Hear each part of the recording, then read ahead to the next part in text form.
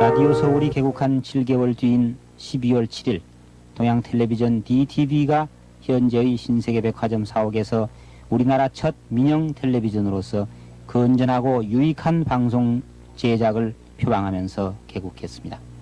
같은 해 12월 12일에는 서울과 같은 숫자인 채널 7로 동양텔레비전 부산국을 개국해 영남 일대를 커버하게 됐습니다. 1965년 9월 22일 중앙일보 창간과 때를 맞춰 현재의 사옥인 서소문동 58회구 중앙빌딩으로 통합된 라디오와 텔레비전은 회사 이름을 동양방송으로 단일화하고 명실공히 삼위일체의 본격적인 종합 매스컴으로서의 거부를 내딛었습니다. 1966년 4월에는 당시 운영난에 허덕이던 서울 FM 방송을 인수했고 70년 2월부터는 우리나라에서는 최초로 스테레오 음악방송을 시작해 본격적인 음악방송으로서 국민 정서 생활에 기여했습니다. 국민 경제의 발전에 보조를 맞춰 프로그램이 다양화되고 대형화되는 추세에 따라 1969년 11월에는 운현궁 제3스튜디오를 개관해 드라마와 쇼의 새 경지를 보여줬고 지난 4월에는 여의도 스튜디오를 개관함으로써 시청자 여러분께 빡과 위안을 드릴 채비를 다 갖추게 됐던 것입니다. 60년대의 그 혼미한 정치, 빈궁한 경제, 불안한 사회 속에서 사회정의를 실현하고 사회복지를 증진시키며 민족의 목탁이 되자는 기치를 들고 출발했던 동양방송은 이제 80년대의 새로운 변혁기를 맞아 한국방송협회 결의에 따라 17년 동안 계속되어 온 그 길고도 짧은 역사의 문을 닫게 된 것입니다. 그러면 여기서 지난 17년 동안 저희 TBC 석간을 진행했던 사람들의 얼굴들을 회상해 보겠습니다.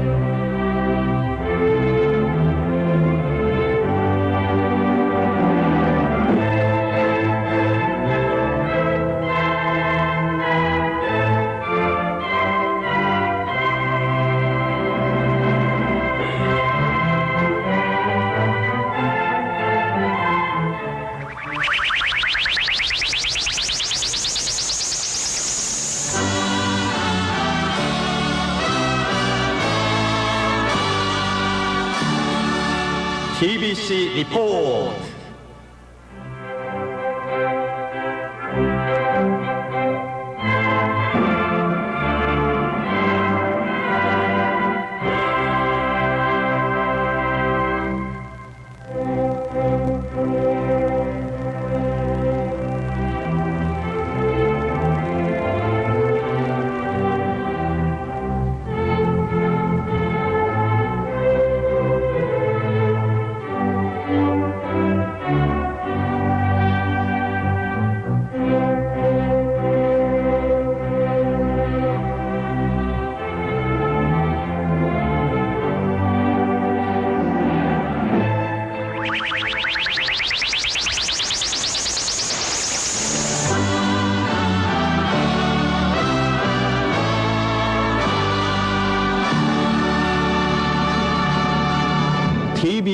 TBC 석간.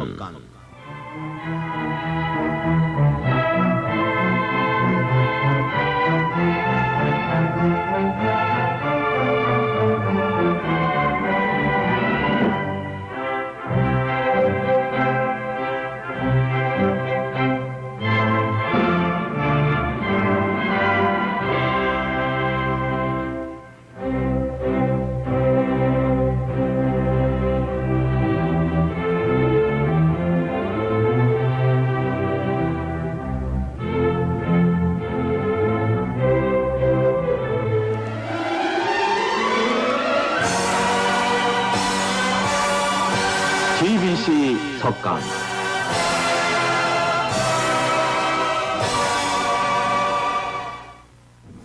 지금까지 여러분들은 TBC 석간을 그동안 진행해 왔던 여러 얼굴들을 차례차례 보셨습니다. 여기 나타난 얼굴들만이 TBC 석간을 꾸며온 것은 아니고 숱한 기자들이 17년 동안 줄곧 땀 흘려 열심히 뛰고 생각하고 쓰고 또 말했습니다. 어떤 기자는 등반사고로 숨진 친동생의 죽음을 직접 스스로 취재를 해야만 했고, 또 어떤 기자는 자기 어머니의 운명 소식을 듣고서도 리포트를 마치고서야 귀향을 해야만 했던 그런 경우도 있었습니다. 17년 동안 여러분께서는 잊혀지지 않고 또 취재했던 저희 기자들로서도 결코 잊을 수 없는 그런 특집 보도들을 수없이 제작해 왔습니다.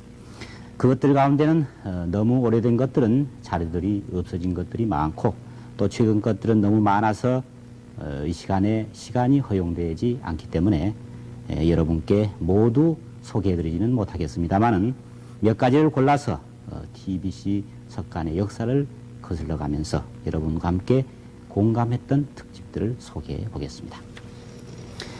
1974년 1월 동양방송은 한국 텔레비전 사상 처음으로 우리나라 철새의 생태와 그 문제점을 적나라하게 드러낸 특집 프로그램을 제작해서 방영했습니다.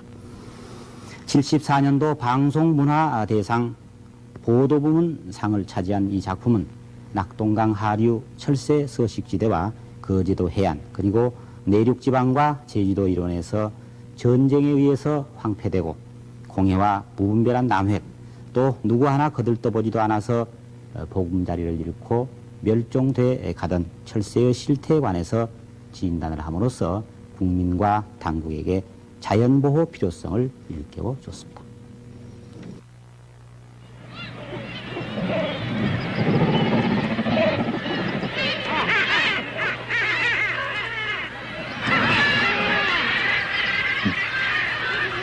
인류보다 훨씬 예적에 오늘날의 새들과 같은 종류의 생물이 하늘을 날았습니다.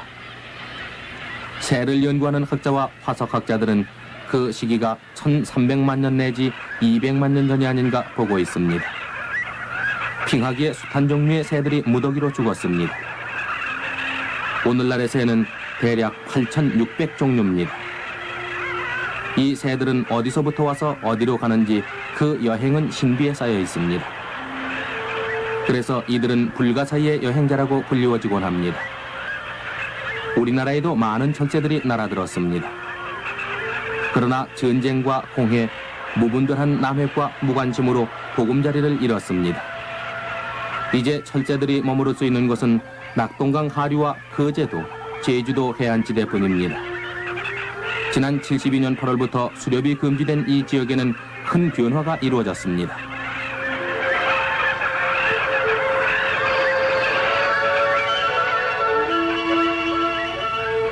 동양방송과 중앙일보의 특별 취재반이 한국조류연구소장 원병호 박사 팀과 함께 이 지역을 답사한 것은 지난 12일부터 21일까지 열흘 동안이었습니다. 취재반은 이 지역의 철새를 조사하기 위해 6개월에 걸친 사전 답사를 마쳤고, 조사 일정은 중앙관상대와 부산측구소의 일기예보에 따라 1월 12일로 결정된 것입니다. 13일 아침 7시 부산에서 4km 떨어진 낙동강 하류 장림에서 3.5마력짜리 모터 보드를 타고 물이 빠진 갯벌을 간신히 벗어나 작은 섬들을 답사하기 시작했습니다. 기온은 0도, 그러나 몰아치는 바닷바람 때문에 손발을 놀리기가 쉽지 않습니다.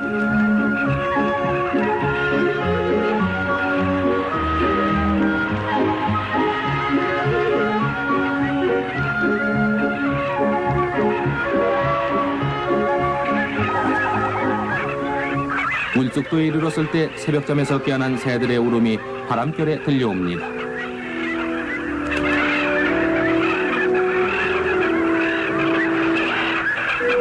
(500mm) 무비 카메라로 중무장한 카메라맨은 물속도 갈대밭 사이에서 헤엄치는 고니떼를 발견하고 초점을 맞추려고 애썼으나 철새와의 첫 대면에서 오는 흥분 때문에 손은 떨고 있었습니다.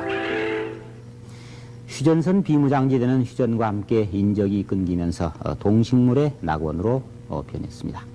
1976년 4월 TBC 석간의 시리즈로 방영된 비무장지대 르포는 당시만 해도 텔레비전 화면으로 소개된 최초의 비무장지대의 한국 방송대상 기자상을 차지했습니다.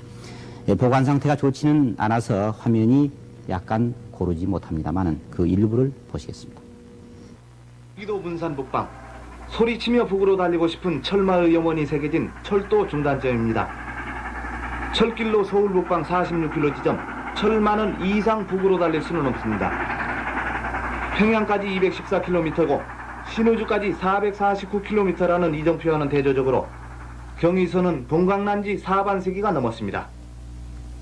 울창한 숲속 비무장지대 안에서 문산에서 끊긴 경의선의 흔적을 찾아내기는 무척 힘이 들었습니다. 취재반은 남방 한계선을 넘어선 지 얼마 만에 개성으로 가는 길목임이 분명한 다리를 만났습니다. 군데군데 청탄 자우기로 담장이가 달라붙어 있었고 포탄 맞은 다리 난간은 부분적으로 부서져 있었어도 다리는 그대로 제 모습을 지니고 있었습니다. 그러나 이 다리의 남쪽에도 북쪽에도 잡초와 잡목이 무성해서 이미 이곳에 길은 없었습니다.